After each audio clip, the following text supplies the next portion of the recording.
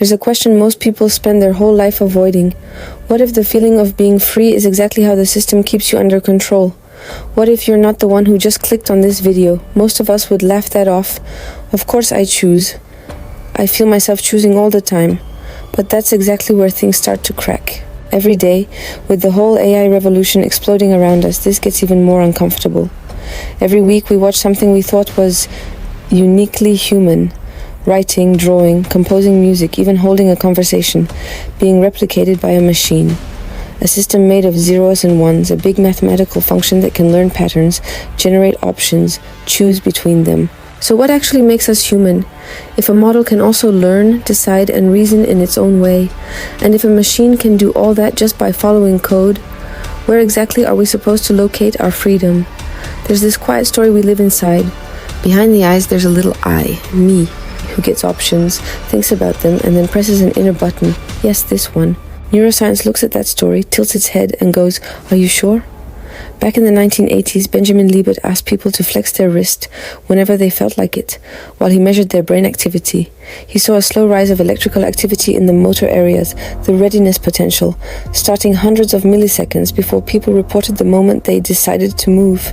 Decades later, brain scan studies found patterns in prefrontal and parietal areas that could predict which button someone would press several seconds before they became aware of choosing. From the outside, it looks unflattering. Brain starts preparing an action. Conscious I shows up late and says, "I have decided." It is the mental equivalent of that co-worker who appears at the end of the project and goes, "We did it." On one side, you've got this vivid first-person sense that I am choosing. On the other, you've got data quietly suggesting that whatever I is, it may not be the one starting the engine. And just when you're tempted to shrug and say, "Fine, I'm a very talkative passenger," it gets even stranger. Your sense of being the one who acts, that inner click of "I did that," isn't a raw signal either. The brain is constantly predicting what should happen when you move and comparing that with what your senses report. When prediction and outcome line up, a smooth feeling of agency pops up. Yes, that was me. Under the right conditions, that feeling can be bent. People can be made to feel they initiated actions they didn't, or to disown actions they clearly performed. So the confident voice narrating "I chose, I decided, that was my intention" isn't an all-access, all-knowing observer. It's more like a character the system sketches in real time, trying to make sense of what just happened. At this point, it's natural to feel the ground move a little. If so much is happening before you appear, if even the feeling of control is something the brain can fake or distort, what exactly is left of you as a free agent? And this is where, quietly, you run into the same wall that has bothered philosophers for centuries. Because if the brain is a physical system, and physical systems evolve by cause and effect, then in principle, every spike of activity in your cortex is part of a chain stretching back long before you were born. At the same time, there's this stubborn fact. You experience yourself deliberating, weighing options, feeling torn, trying to do the right thing. So you end up with questions like, if everything I do is part of a causal chain, what room is there for genuine choice? When I say I could have done otherwise, am I saying something real or just flattering myself after the fact? How can a decision be both fully caused and still feel like mine? Some thinkers have tried to hold both sides at once. From one angle, we're events in nature, pulled along by physics like everything else. From another, we stand inside the moment of choice, experiencing ourselves as capable of acting freely and responsibly. And the uncomfortable question is, are those two views incompatible, or are they just two different ways of looking at the same creature? Science doesn't answer that for us. It just forces us to stop telling ourselves the children's version of the story.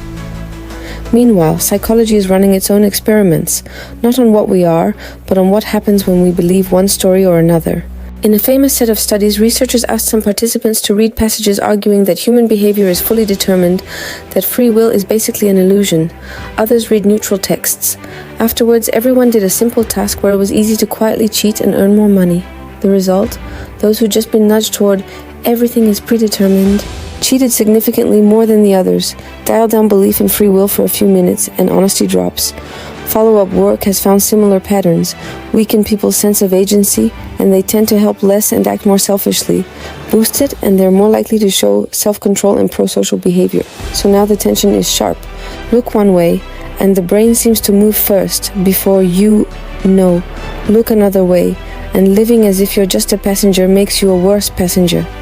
And hovering over all of that is the old philosophical worry. If the world of cause and effect is real, what kind of freedom is left that isn't just a comforting illusion? We haven't even talked about spirituality yet, and already the question isn't simple at all. If we stopped here, you'd have two easy but unsatisfying exits. Clamp down on the old picture. No, I really am a tiny pilot in my skull. End of discussion. Collapse into fatalism. Everything's written. I'm just watching the movie. But the details in the lab, in philosophy, in ordinary life don't sit comfortably with either. Those brain studies? They mostly probe trivial, low-stakes decisions. They're like trying to understand love by watching who swipes right on a dating app. You're seeing something true, but not the whole organism.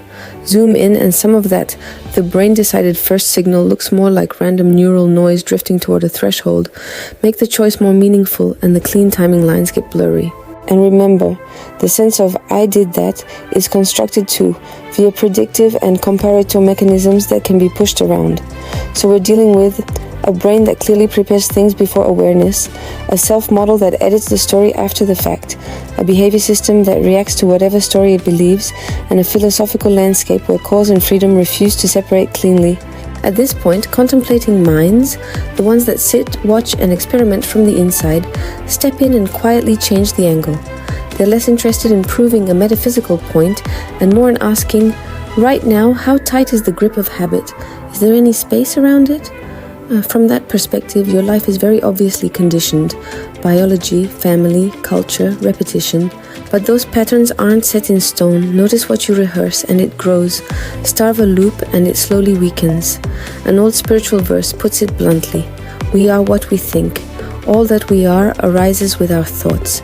With our thoughts, we make the world. You don't have to sign up for any ism to feel the edge of that line. Think the same kind of thought often enough. Resentment, fear, generosity, curiosity, and it cuts a groove into your character. From this angle, the crucial question isn't, am I absolutely free in some ultimate sense? But, in this moment, do I have to play out this script? If you've ever watched yourself in real time sliding into a familiar pattern, the same argument, the same avoidance, the same spiral, and suddenly recognized it as a pattern, you've tasted the kind of freedom that matters here. Nothing mystical, the room doesn't glow. There's just a tiny shift from being inside the reaction to seeing the reaction. Not I can do anything, but I don't have to automatically do this. So where does all of this leave our original question? Are you free? If free means a ghost in the machine that can snap the chain of cause and effect whenever it likes, probably not. But if free means a system that can recognize its own tendencies and gently nudge them in different directions over time, then yes. There is something here that deserves the name. It's not the cinematic freedom of dodging bullets in slow motion. It's quieter, the half second where you feel anger surge. And don't send the message. The breath you take instead of opening the app.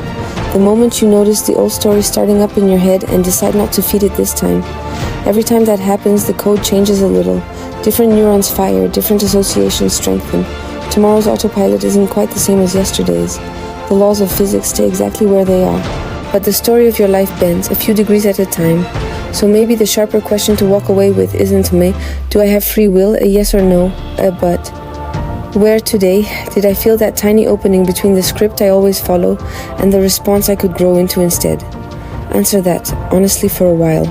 And you may find that the most important kind of freedom is not escaping the matrix, but learning moment by moment to stop being completely owned by your own code.